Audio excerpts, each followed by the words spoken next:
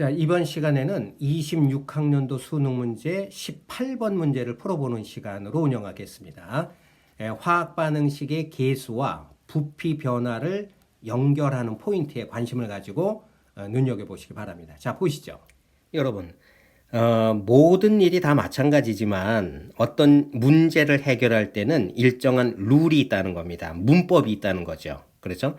화학 반응식 문제를 풀 때도 일정한 문법이 있는데 그 첫 출발은 어디서부터 시작하냐면 A와 B 반응물 두 개 중에 한 개 반응물이 무엇이냐 이걸 판단하는 것으로부터 문제는 시작됩니다. 이 문제도 마찬가지인데 그린 가나다를 보고 반응물 A, B 중에 누가 한 개 반응물인지를 판단할 수 있어야 된다는 거죠. 그림을 보면 가에서 나로 갈 때 B 그리고 나에서 다로 갈 때도 B를 또 추가했다는 거예요. 그러니까 나 단계에 B가 없었기 때문이겠죠. 그러니까 가에서 나로 갈 때는 B가 한 개 반응물이었구나 이렇게 판단하면 됩니다. 자, B가 한 개 반응물로 이용됐을 때 반응 전후의 부피는 3과 3으로 동일하다. 만약에 B를 추가했을 때도 B가 한 개 반응물이라고 한다면 부피 변화가 없을 거예요. 그런데 5.5로 증가했다는 얘기는 B가 한 개가 아니라 A가 한 개 반응물로 이용됐다. 이렇게 판단할 수 있다는 겁니다. 그러니까 다에서는 B가 남는 거죠. A가 모두 쓰였으니까. 그 다음에 새로이 생성된 C가 존재한다. 이렇게 판단하면 된다는 겁니다. 자, 첫 출발점 뭐다? 이 전체 반응에서 한 개 반응물은 A다. 요걸 판단할 수 있었다는 거고 그것으로부터 우리가 이제 시작을 하면 가나를 비교해서 아주 중요한 정보 하나를 얻을 수 있는데 B가 한 개 반응물로 이용됐을 때 부피 변화가 없다. 이걸 화학 반응식에 이용하면 B가 한 개 반응물로 모두 사용될 때 이때 부피 변화는 어떤 거냐면 A만큼 줄어들고 C만큼이 생성되니까 A와 C의 차이만큼의 부피 변화가 있는 겁니다. 그런데 조금 전에 우리가 그림에서 확인했듯이 부피 변화가 없다는 얘기는 A와 C의 차이가 없다는 거예요. 같다는 겁니다. 그러니까 이 C 자리에 A 이렇게 적으면 된다는 거죠. 그렇죠? 자, 그러면 이걸 어떻게 해석하느냐? 문제에서 A가 3리터가 모두 반응했다고 하잖아요. 그러면 이 화학 반응식에서 A가 3리터가 모두 반응했다. 그러면 계수값이 똑같으니까 C도 3리터가 생길 거야. 이렇게 해석이 된다는 거예요. 중요한 해석이죠. 그죠? 자, 그럼 그림에서 다시 볼게요. A가 3리터가 반응하면 최종적으로 다에 C는 3리터 존재한다. 그러면 B는 5.5에서 3을 빼면 2.5리터가 존재한다. 이렇게 되는 거죠. 그렇죠? 자, 여기까지 왔습니다. 자, 문제에서 그런데 B와 C의 분자량 B를 물어보고 있죠. 그렇게 되면 우리는 뭘 알아야 되느냐? 부피와 질량의 관계를 알아야 합니다. 그 단서를 문제 조건에서 실린더에 들어있는 C의 질량비가 나대다가 2대3이다 이렇게 줬어요. 이걸 어떻게 해석하느냐? BWg을 반응시켰을 때 C가 2대3 그러니까 2K라고 해봅시다. 그러면 나중에는 다에 C가 3K가 존재한다는 거예요.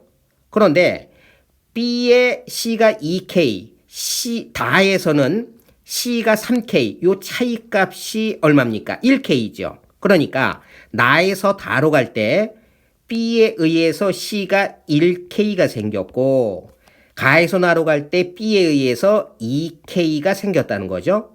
그럼 이런 해석이 가능합니다. BWg이 반응하면 C2K만큼을 생성하는구나. 그러면 C가 1K만큼 생겼으니까 B가 얼마만큼 반응했다? W의 반, 0.5W가 반응했겠구나. 이렇게 판단할 수 있다는 거예요. 그러면 B3W 중에 0.5W를 뺀 나머지가 남아있겠죠.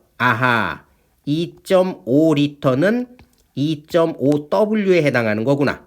요걸 판단할 수 있죠. 그럼 C3리터는 몇 g일까요? 질량 보존으로 우리가 판단할 수 있는데 반응 전에 이용된 총 질량 A6W, B1W, B3W 총 합하면 10W죠. 그러니까 다에는 전체 질량이 10W여야 돼요. 그런데 B가 2.5W니까 C가 7.5W 존재한다. 이렇게 판단하면 됩니다. 자, 그렇게 되면 이제 분자량의 B까지도 알 수 있게 되는 거예요. 자, 화학 반응식으로 다시 옵니다. A가 3L가 반응했다. 질량이 6W에 해당한다. C는 3L가 생성됐다. 질량이 우리가 조금 전에 7.5W라고 했죠. 7.5W에 해당한다.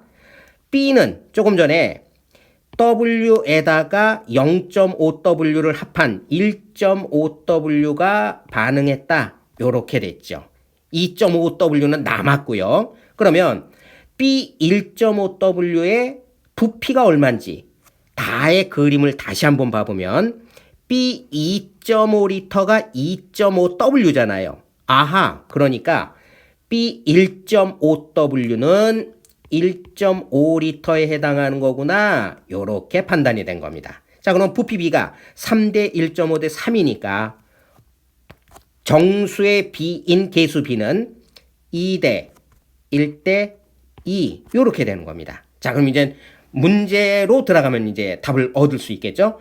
자, A가 2를 얻었죠. B와 C의 분자량 B. 분자량의 B는 같은 몰수의 질량 B. 요 명제 굉장히 중요하죠? 자, 어떻게 하면 됩니까?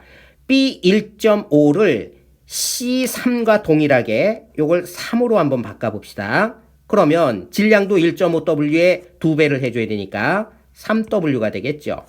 자, 요 C는 3L가 그대로 7.5W 이렇게 되는 거니까 아하, 몰수를 3과 3으로 똑같이 맞췄을 때 질량이 3W 대 7.5W다. 요게 바로 분자량 B라는 거예요.